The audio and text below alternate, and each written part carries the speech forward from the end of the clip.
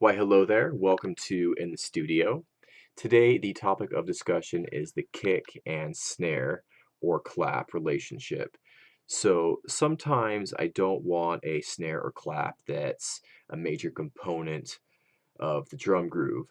So sometimes I want it to be just a cohesive unit with the kick tucked down low just to give a little accent on beats 2 and 4. And if that's the approach I want to take, then I would go about processing the snare or clap in a slightly different way to achieve that result. So that's what I want to show you today. So I have this little groove here,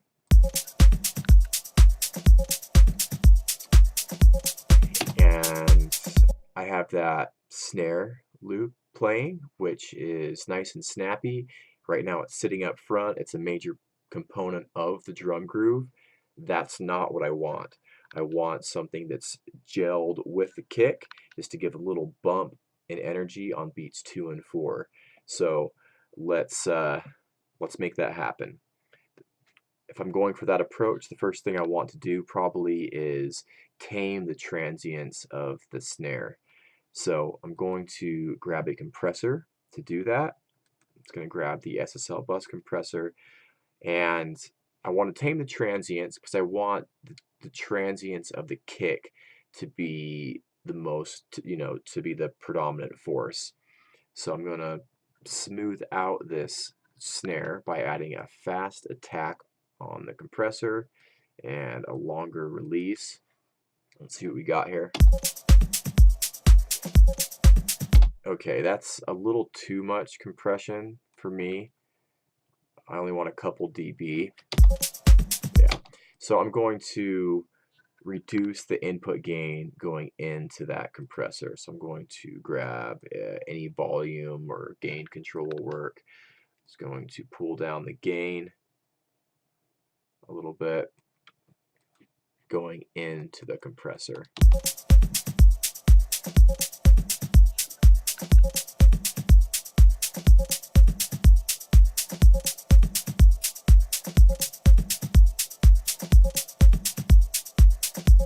And obviously we lost some volume there, but that's okay because I want this snare to be low in volume anyways. So, all right, cool. That's just going to smooth out the transients of the snare. And then I already have it grouped over here, but what I would definitely do is group my snare or clap together in one bus. So I'm going to send it over here to my kick bus, and then we can do some additional processing to kind of really gel those elements together.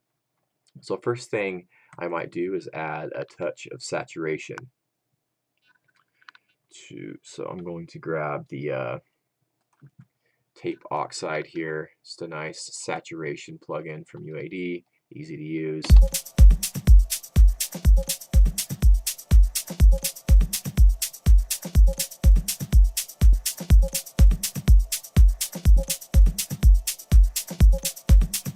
And alternatively, you can use distortion or whatever you want to use.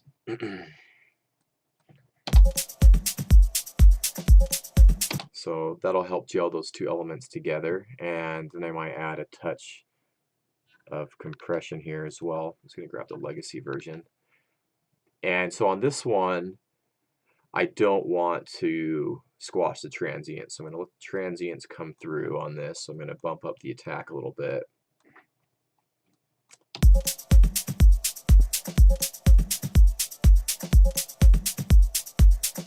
And go for a faster release time.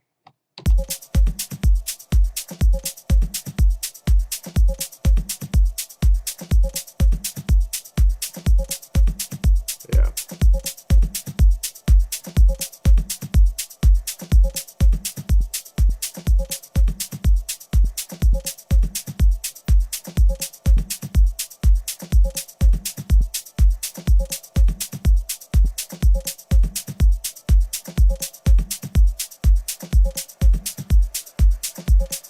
Yeah, that just tightens everything up a little bit, and again, that's going to gel the kick and snare together a little bit more, and it just tightens everything up.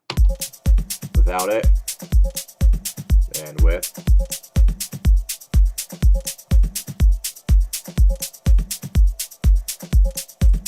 This gives it a little bit more attitude. And then I might, add some EQ as well. Might even just roll off a bit of the very top end, actually.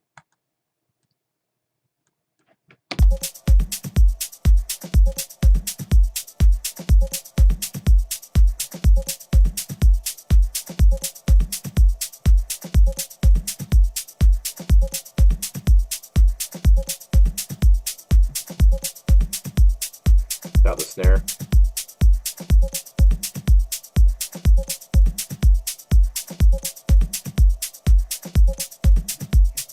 See, it's super low in volume, and it's almost hard to pick out, but it gives a little bit of a bump in energy on beats 2 and 4, and just kind of sitting down low. It's gelled with the kick, and that's how I would go about making a more subliminal snare kick relationship when I don't want just a big, upfront snare clap in the mix. So hopefully you enjoyed that. Hopefully you learned something. Leave me a comment or question, and I will catch you soon. Cheers.